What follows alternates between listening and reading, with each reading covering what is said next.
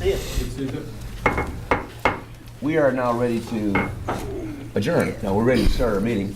Second? So, if we could have a roll call, Mr. Weber. Mr. Ballard. Here. Mr. Demakia. Yes. Mr. Smith. Yes. Mr. Sturgill. Here. And Mr. Williams. Here. And if do we have a guest? We don't have a guest? So, Mr. Sturgill, would you lead us in the pledge? Don't you know it? Dr. Sturgill, I'm sorry, sir. Don't you know it, Williams?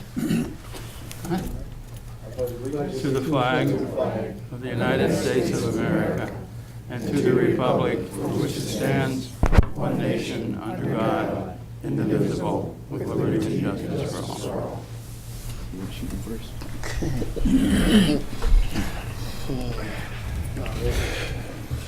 Do we have any recognition of visitors this time? We do.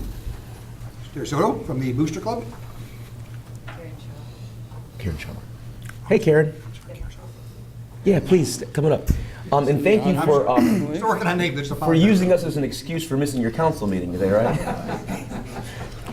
Good evening, everyone. I'm Karen Schauer. I am the secretary for the Lorain High Titans Booster Club. And this evening, we just wanted to pull the winning ticket for the first shot raffle that we had. Many of you probably bought tickets. It is for taking the first shot at the new gym.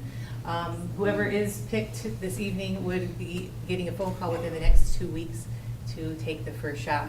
And then they will have a plaque with their name on it, and it'll hang in the gym forever.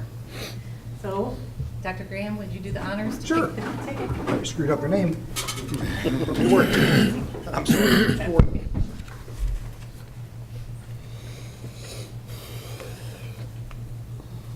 The winning ticket is John Rybarczyk.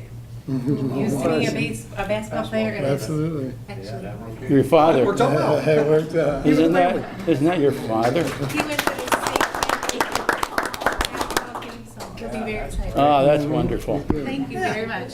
Thank you. Thank you. And does everyone know exactly what that is all about? I think everybody's familiar with what they've been doing as far as the raffles and all that It stuff. wasn't. Our brother. Not And your bad. the proceeds go again where? Great To guy. the Booster Club. Great guy. Good. Yes. Thank you very much. Thank you. This time we have our first hearing of the public.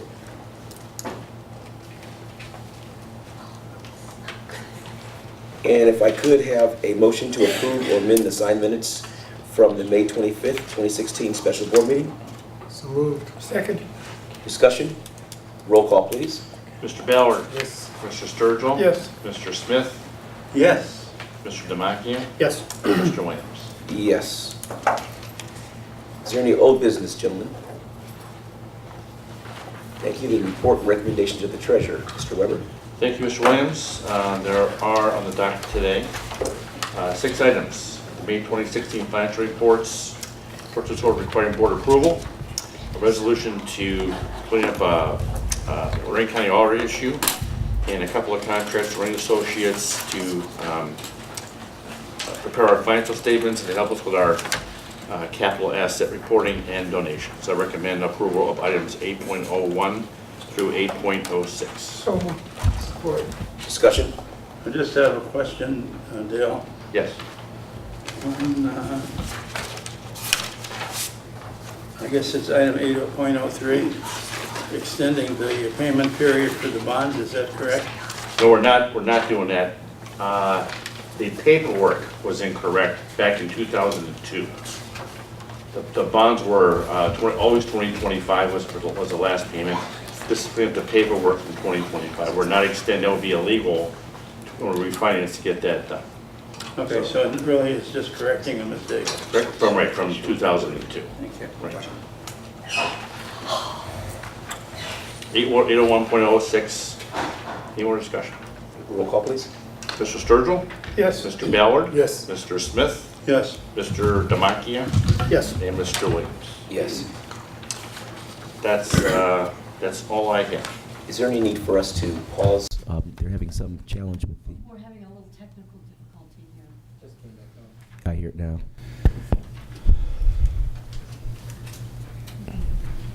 Thank you. This time we have reports and recommendations from the superintendent. Dr. Graham.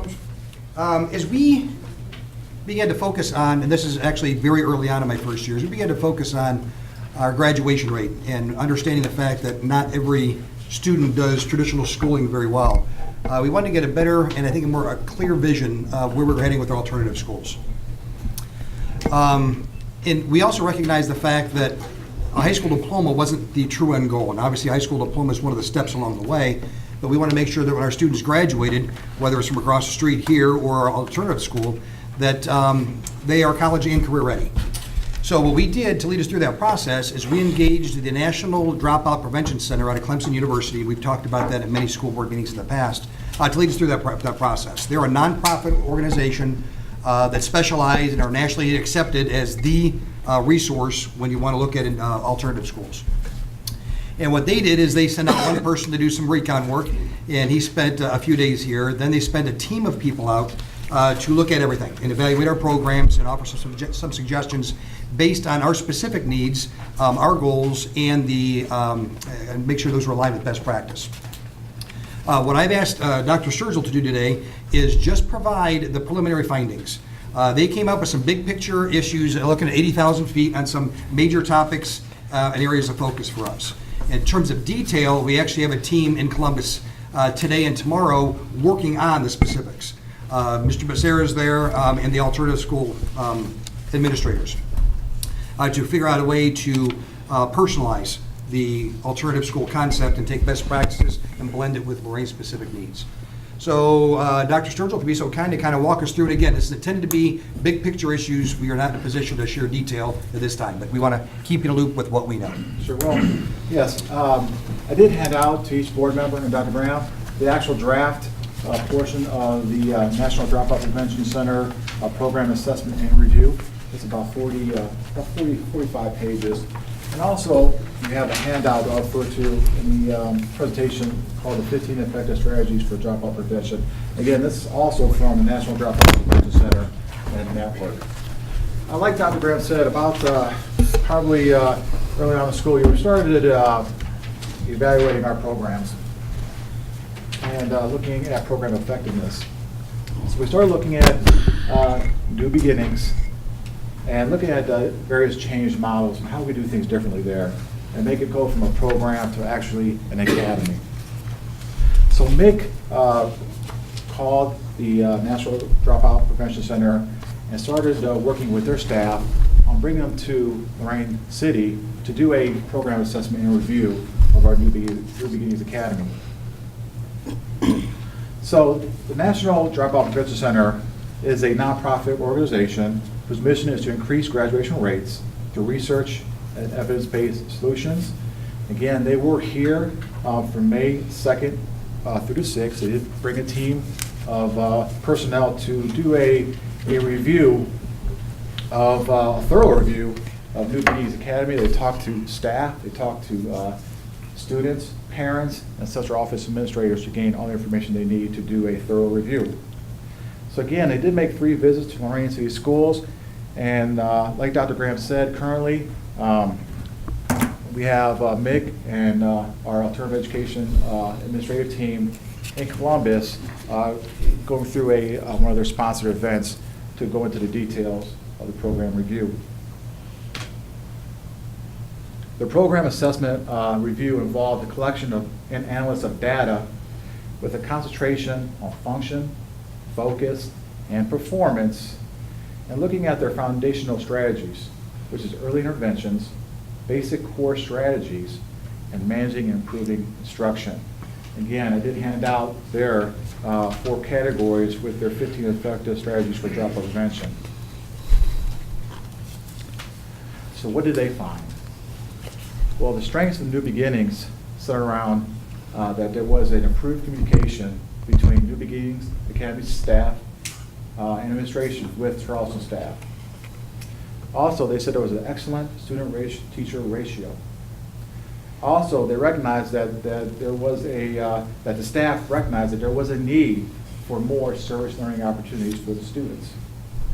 Also, there was abundant individualized instructional opportunities for the students, and they said that the faculty there at New Beginnings Academy was very caring, which meant a lot to not only staff but to us. So what are the areas of improvement?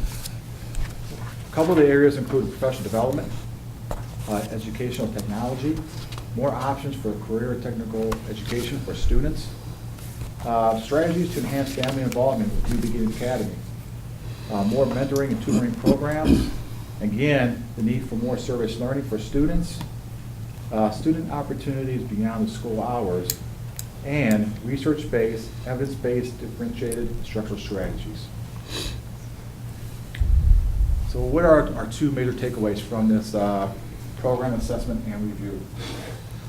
Well, one was through professional development, and we know there's a need for differentiation strategies, that students have different learning styles that we have to adjust for, that we have to increase opportunities for literacy and more blended learning, and structural support for children of poverty. Also through facility, which includes a safe learning environment, staff and students who take ownership in school, physical appearance.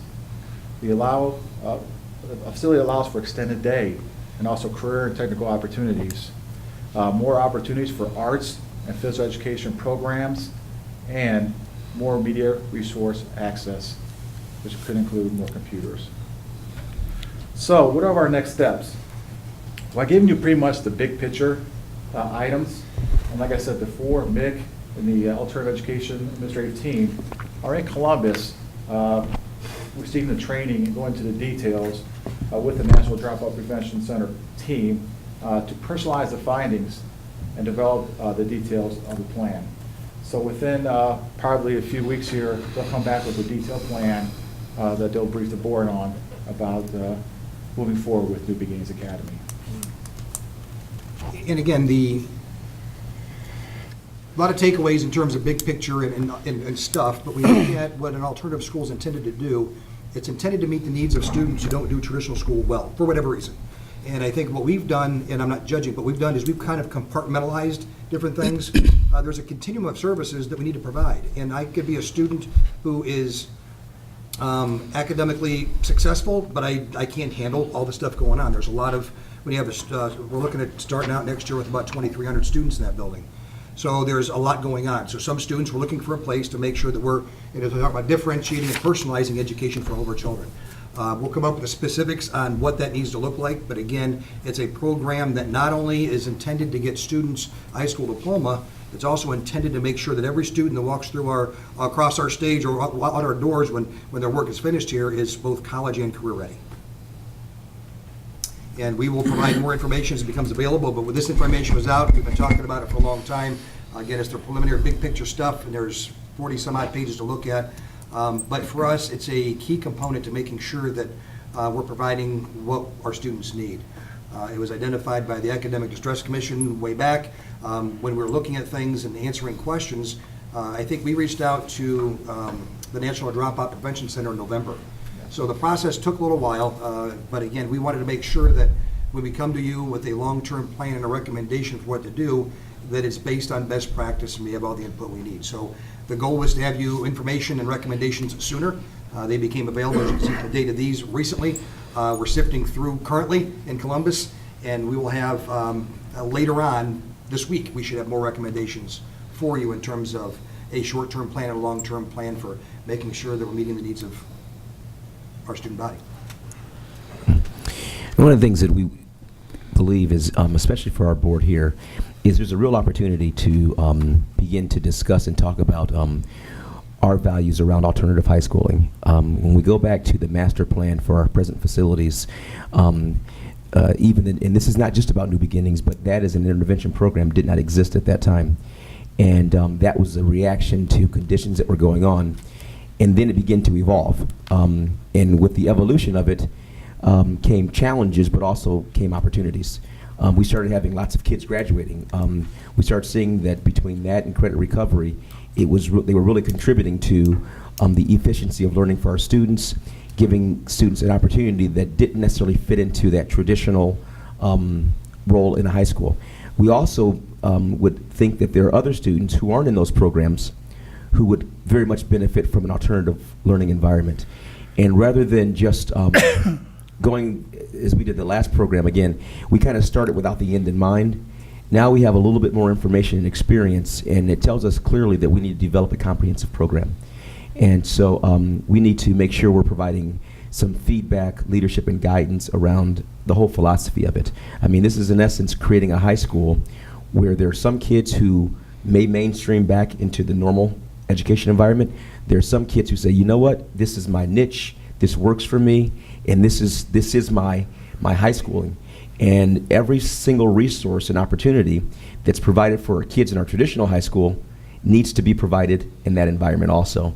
And then quite frankly, I think many of us have discussed, there are some students who are presently occupying space in the classroom that probably are more of a disruption, and they have no intention on being there. And quite frankly, we aren't necessarily equipped to service them. And this will help us identify some of those deficiencies that we may have that we may be able to address and maybe not. There may be some students who we simply do not have the resources and the atmosphere, and there are other places that might be better serving to them. So I think this discussion gives us that opportunity to explore that and to really talk about what this thing should look like and all the opportunities that go along with it. So, and I know many of us, we can go far back when the alternative school or whatever this is started. We've gone through a number of different buildings, a number of different places, all of them seemingly very inadequate. And so here we are, we have the opportunity to try not to just correct that, but to create a long-term model that's sustainable and that meets those needs. So feedback from us is very important on this. We'll gather more information, but it's better to be part of the first word than waiting until we get that recommendation and it's the cookie's already baked. So any comments or suggestions or observations? Many of us, I know, Mark, with the 100 Men, we've gone in and talked to kids. Tony, you were here when this whole thing started. I think Bill and I, and Jim was also, we came in like after that, the second year? When we came in, they were in, I think I think we came in when they were at the Y. Yeah. So, yeah, we've gone through a lot of iterations, and many of us came in with great angst because of what we'd heard and then visiting what we'd seen. I know one of the key things that Mark Ballard had talked about when he first got on the board was having that visit, because we get lots of feedback from the community around this program. And so, again, I think now is the time to start this dialogue or wherever we are in the process and continue it. So any comments or things that we have concerns of, we should maybe state those so they can begin to investigate those specifically and then provide us more feedback around that. So an open conversation, I think, would be beneficial. And be candid, because there are lessons that we need to learn from how we've done this in the past so we can avoid some of those pieces. So I would entertain any comments or thoughts. Just one thing, the number one on the list on the left, professional development. Are there development programs, Steve, specifically for staff at alternative settings? Yes.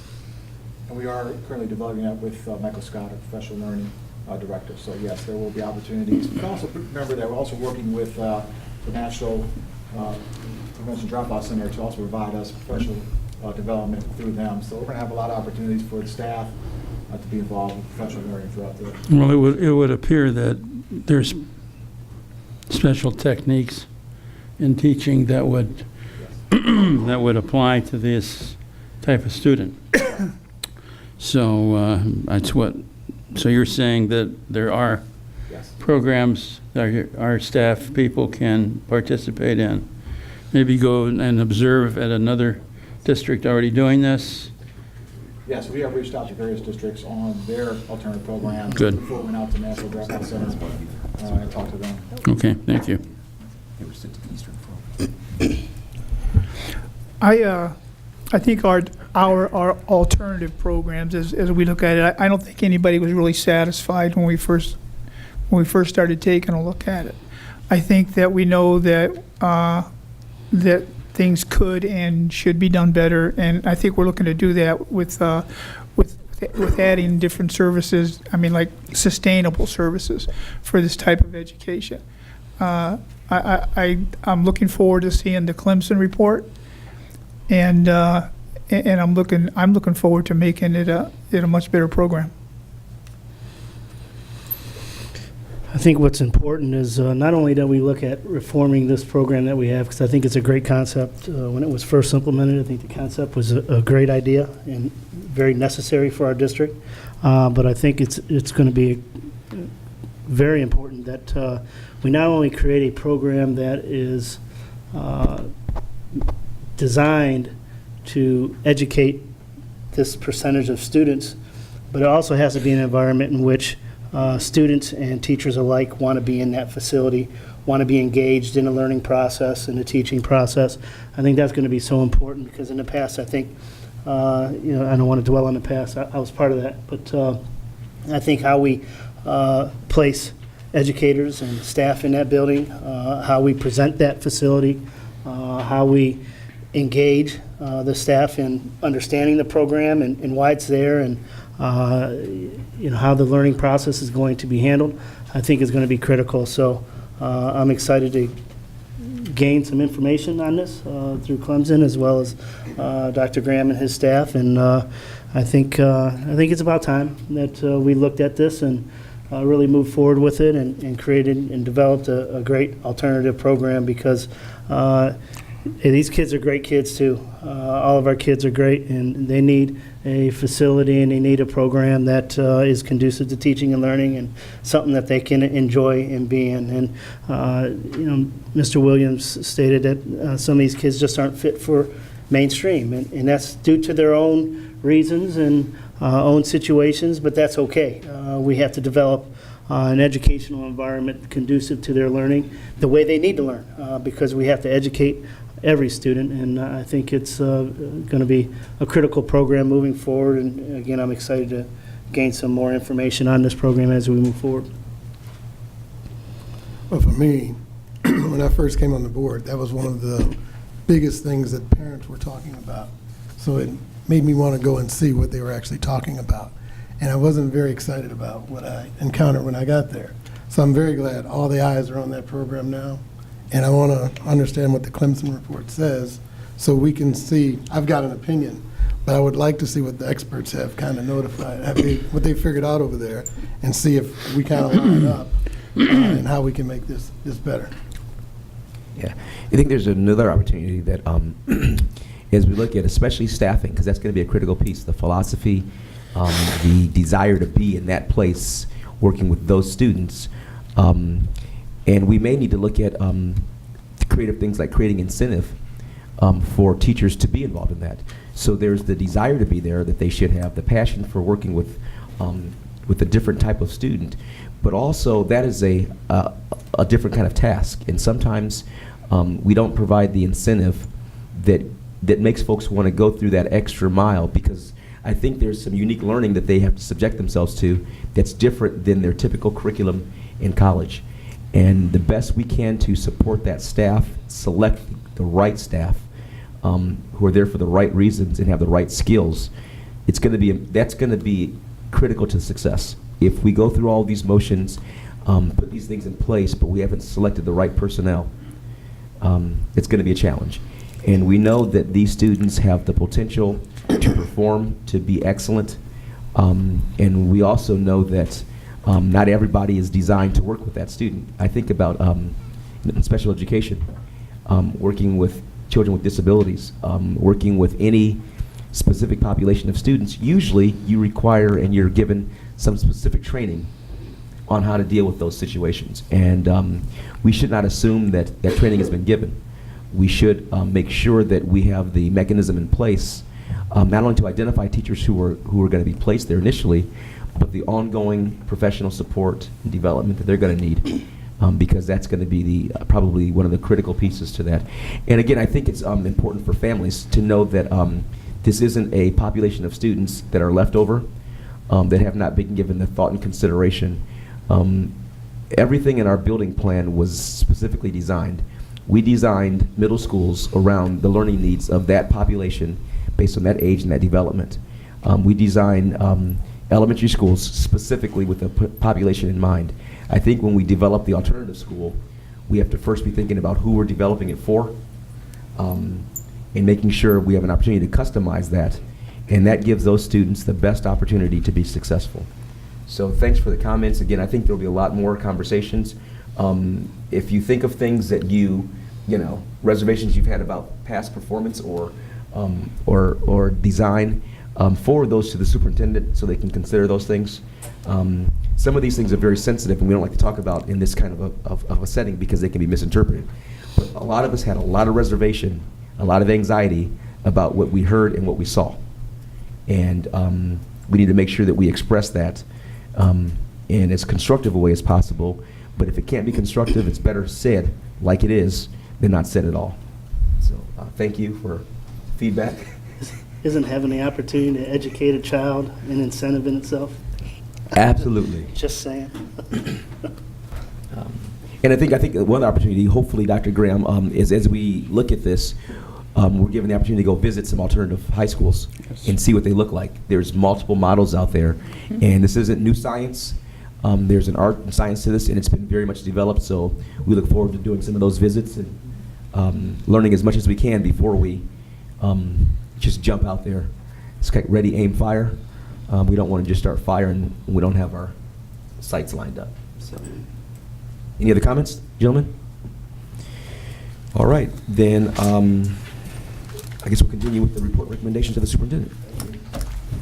I'd like to recommend to the board the approval of 10.01 through 10.15 personnel matters. Motion to approve 10.01 and 10.15. Supported by Mr. Ballard. Discussion, gentlemen? Roll call, please. Mr. Demakia? Yes. Mr. Ballard? Yes. Mr. Sturgill? Yes. Mr. Smith? Yes.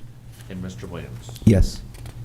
I'd like to recommend to the board for the approval of 11.01 to 11.08 operations matters. So moved. Second. Discussion? Roll call, please.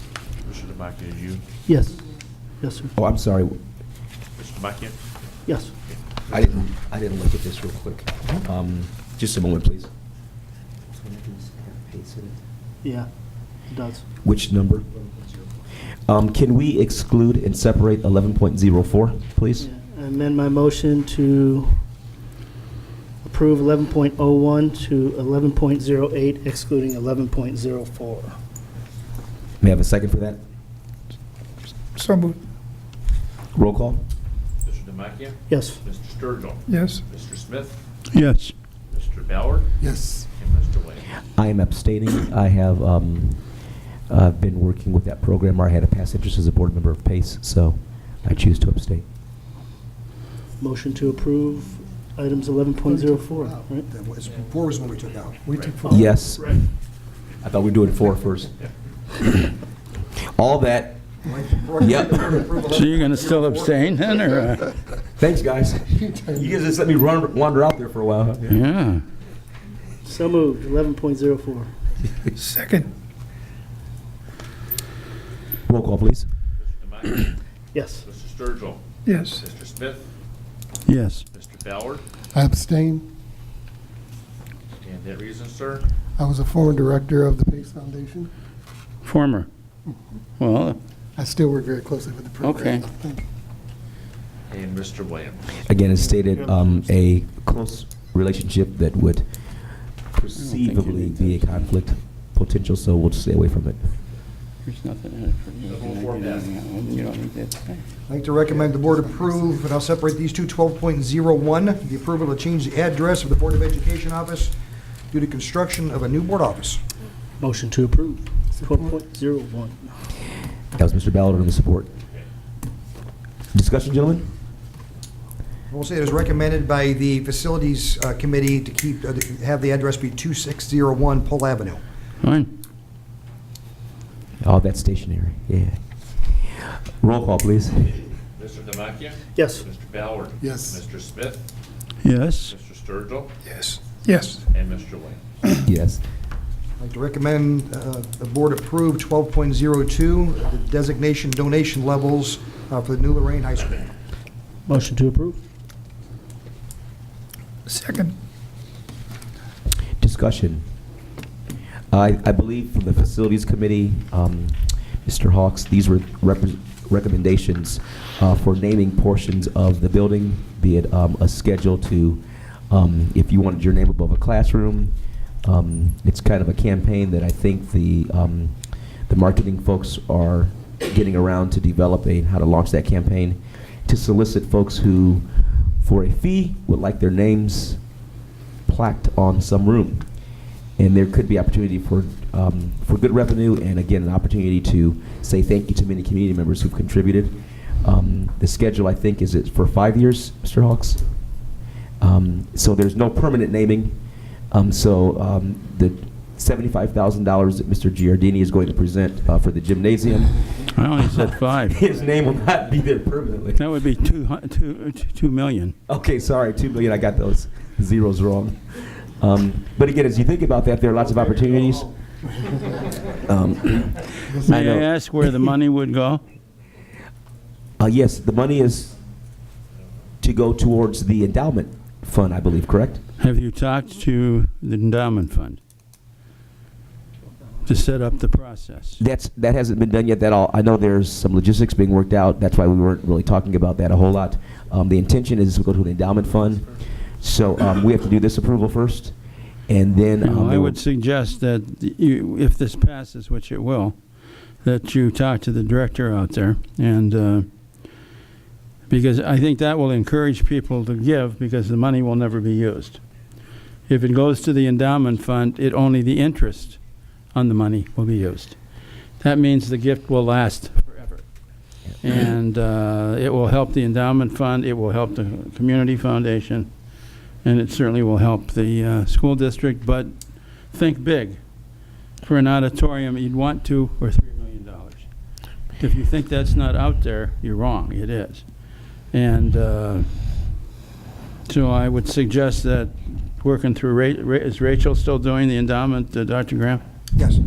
And what's the guy's name out there? I just talked to him. Brian Frederick. Brian Frederick, and I just Community talked. I Foundation. asked him if he was nuts getting involved in the move idea with buses, but he's a great guy, and I don't know if you know this or not, but that endowment is now over $2 million in total assets. So that produces $70,000 or $80,000 a year in grants for our teachers to do things special for the kids. So I would recommend that you work with the Community Foundation on it. Yeah, and also I think between the operations folks, superintendent, treasurer, and legal counsel, to make sure that we know exactly how we've targeted dollars and that what our restrictions around those. Once we make a statement formally where exactly that goes, that's why, again, that's not part of this motion, because we need to make sure that once we've designated a place, sometimes there's no return from that designation. It's not. And we need to make sure that via board action, there is some range of flexibility so that future boards might identify different needs. So we want to make sure we haven't. Understand, if you give it to the Community Foundation, you lose total control. Yes, that's why we want to find out specifically. It's their board that would make those decisions. But believe it or not, that's an incentive to give.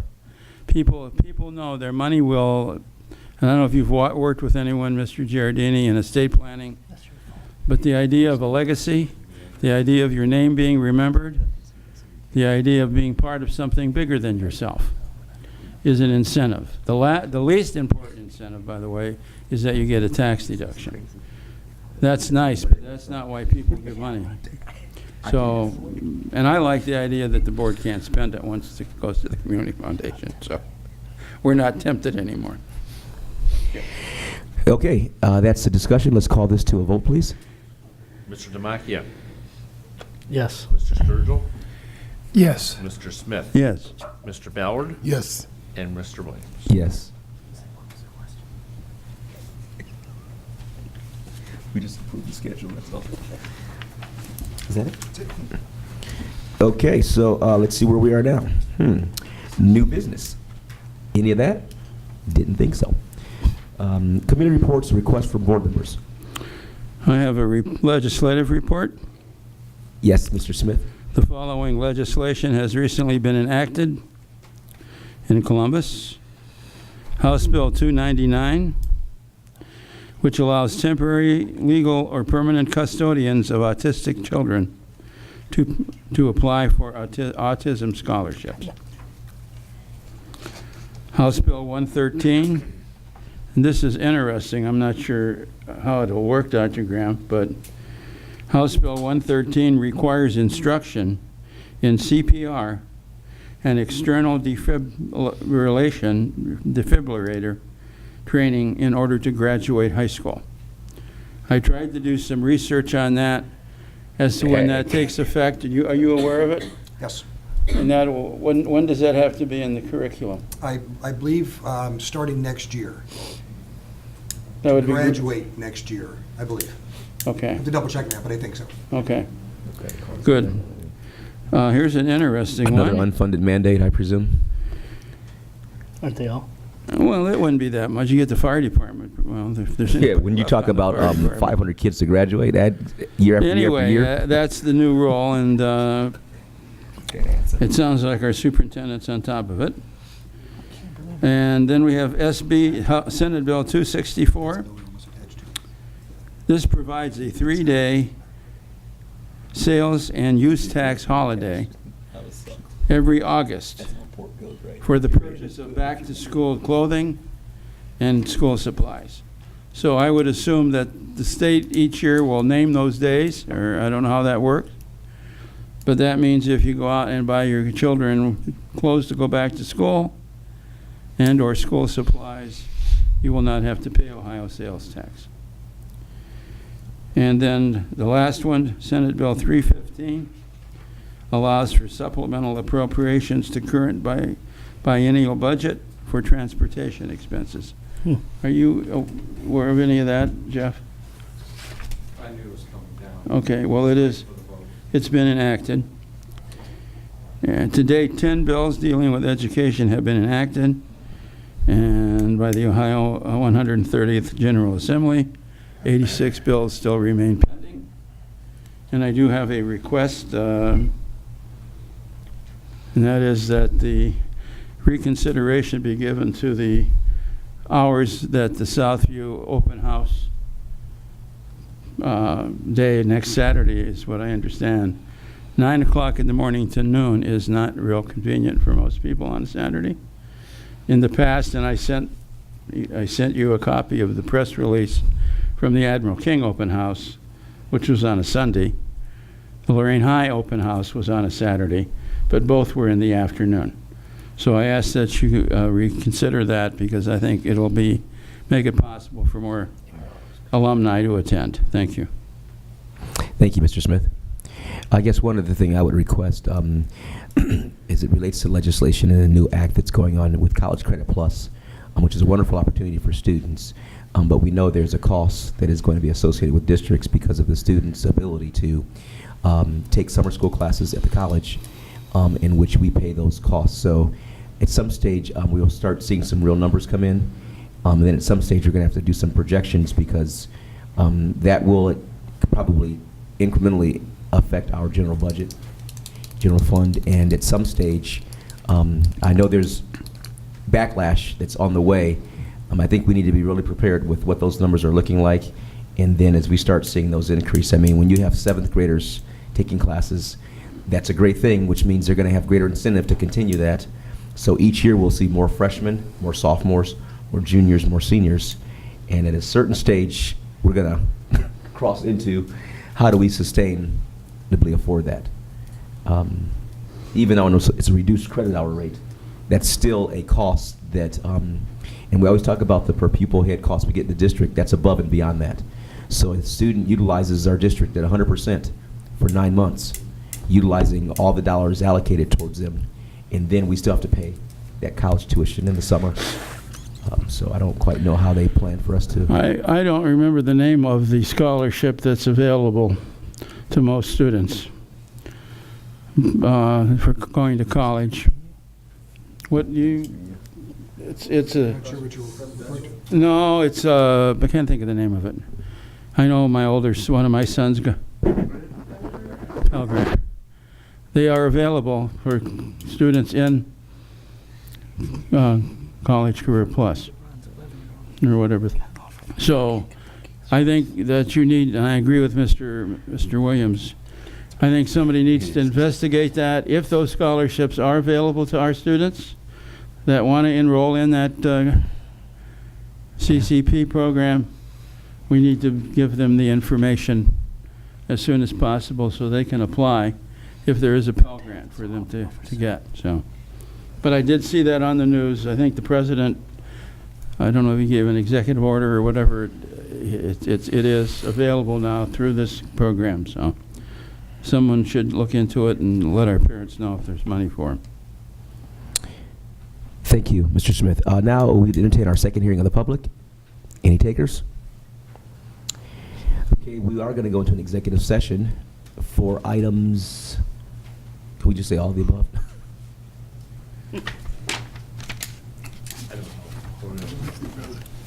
It is for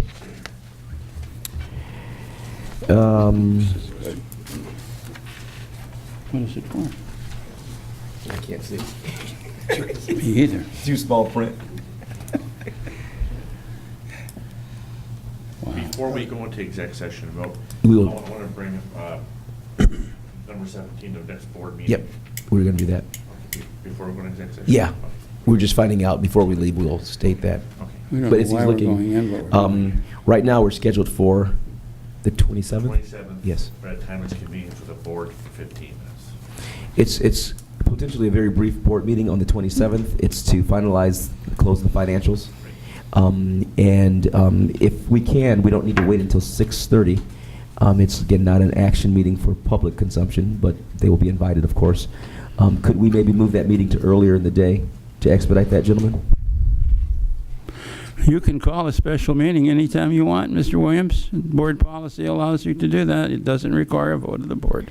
Yes, but Or it's a Mr. Weber can It's just call a the courtesy. meeting. In fact, this courtesy is extended Well, no, to it's everyone not a except courtesy. Jim. It's not The other Call one. three gentlemen, any preference on time is 10 o'clock in the morning on the 27th? Could that work? I could do 7 in the morning, no matter to me. Yeah, Okay. well, good. I prefer 8, 9, Exciting. 8 o'clock? 8 a.m. on 8 o'clock. Thursday, No, you Tuesday the 27th, No, if you give me a reason. Monday the 27th. Because I told One of you those I don't days. function before now. That's why I made it 8. Thank you. Tyler, No, we don't. Jim won't be up yet anyway. He don't- didn't get up that tell your early. wife not to get jealous or anything, okay? Okay. Okay. Close the books.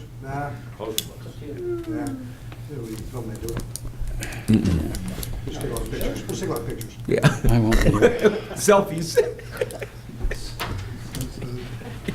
And I'm told that we're going to go for the exec session for items A1 appointment, A2 employment, A3 dismissal, A4 discipline, A5 promotion, A6 demotion, A7 compensation, A8 investigation of charges and complaints. B, to consider purchase of property for public purposes or for the sale of public property at competitive bidding. C, conferences with an attorney for the public body concerning disputes involving the public body that are the subject of pending or imminent court action. D, preparing for conducting or review negotiations, bargaining sessions. Public employees concerning their compensation or other terms and conditions of their employment. E, matters required to have confidential by federal law How's he reading all or this? state statutes. We're going in for all of For it. F and G too. Keith, you don't miss this, do you? How about all of the above? Can we just? Yes. We're going in for all of those things? F, specialized details of security arrangements where disclosure of the matters discussed might reveal information that could be used for the purpose of committing or avoiding We're going in for all that stuff? prosecution for violation of the law. And G, confident We'll still be here at 8 o'clock on the 27th. raise a marketing plan, business strategy, production techniques, trade secrets, personal financial statements of an applicant for economic development assistance or to negotiation with other political subdivisions regarding requests for economic development assistance if the following conditions apply. Would you repeat that, please? I missed Can I part have of a it. motion, please? Can you read the motion again? Yeah, please. So moved. Support. Roll call. Mr. Sturgill, Yes. Mr. Ballard, Yes. Mr. Demakia, Not sure what it's about, but yes. Mr. Smith, Yes. and Mr. Williams. Yes. And we will not come back with any decision-making, and we're deciding we're going to stay right here, so you guys can just get out. Thank you. and good night. This has been a production of Lorain City Schools, TV 20 WLCS. To purchase a high-quality copy of the program you just viewed, please call Lorain City Schools Television at 282-8400.